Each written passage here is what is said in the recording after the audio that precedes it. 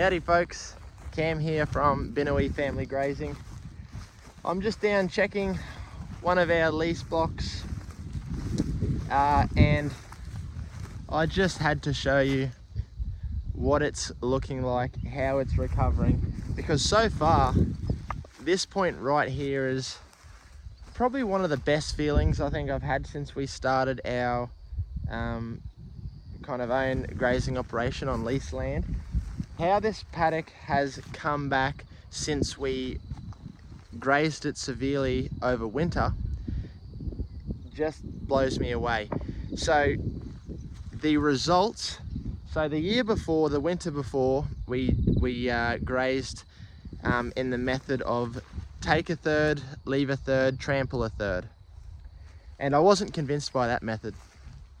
A lot of forage was being underutilized and got fouled up, and it really shortened the time that we were grazing stockpile.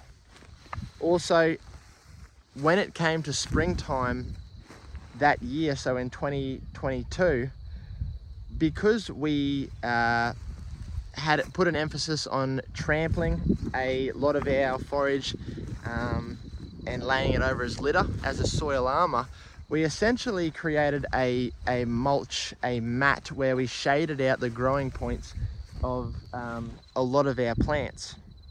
And so come springtime, when we got a bit of rain and it started to heat up, you know, it's like, you know, what do you do when you try and weed out a garden bed? You put a heavy layer of mulch on it.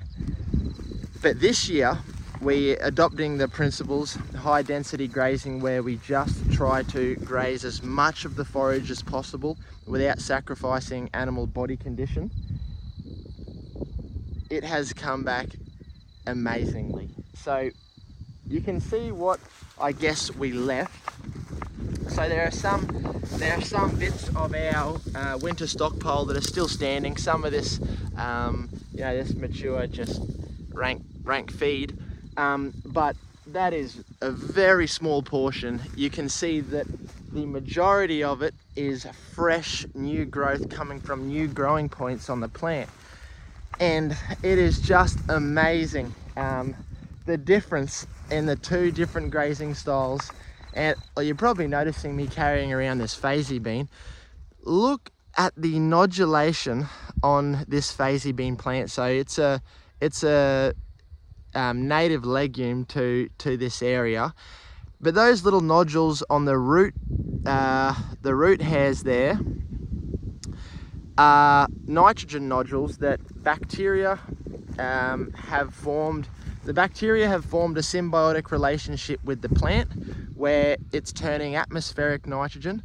So the atmosphere, I think, is about 80% nitrogen, but it's in a form unavailable to the plant. So these bacteria have a relationship with legumes, and they're able to synthesize and transform that atmospheric nitrogen into a form that the plant can actually use, which are these little nodules. So just seeing that, and the paddock over, I call it B1, but it is full of phasey bean because it's had quite a long recovery period. It hasn't been grazed for months, and so we have so much phasey bean coming up between our perennial grasses that you just think about the total amount of nitrogen that we are capturing and putting into our soil. But yeah, I just really wanted to show you what this paddock looked like. I mean, the majority of this paddock is Rhodes grass and bluegrass. So this is our Rhodes grass. It's a great warm season plant, and very palatable, very nutritious. We've got a lot of Queensland bluegrass, which is got quite a finer seed head, like this Queensland blue. It's not a improved variety, or it's not you won't see, I suppose, seed salesmen selling Queensland blue. You'll see them selling Bisset and Hatch and Creeping Blue. There's quite a bit of green panic green panic throughout. There's some Johnson grass, which is relative to silk sorghum and sorghum. So this is all Johnson grass here. It can, like silk sorghum and forage sorghum, you can get prussic acid poisoning if you graze it too early, and if there's too much of it and they don't have the ability to moderate their own diet and get grasses. So that's probably what this pasture consists mainly of, is bluegrass, Rhodes grass. There's quite a bit of Johnson grass throughout, and then there's some panic up near the trees, and then yeah, there's actually quite a lot of Johnson grass through here at the moment, which is gonna be just beautiful. So yeah, I just wanted to show you guys, and this is the benefit, sorry for the wind, but this is just the result of a different style of grazing. So we hadn't had rain since March, but this paddock had a very strong root system when we left it. We harvested it high density with the livestock, and then we didn't give cattle access to any of the regrowth. They took all of that stockpile and we went. So we had a really thick, deep root system that was just waiting for some rain for it to go.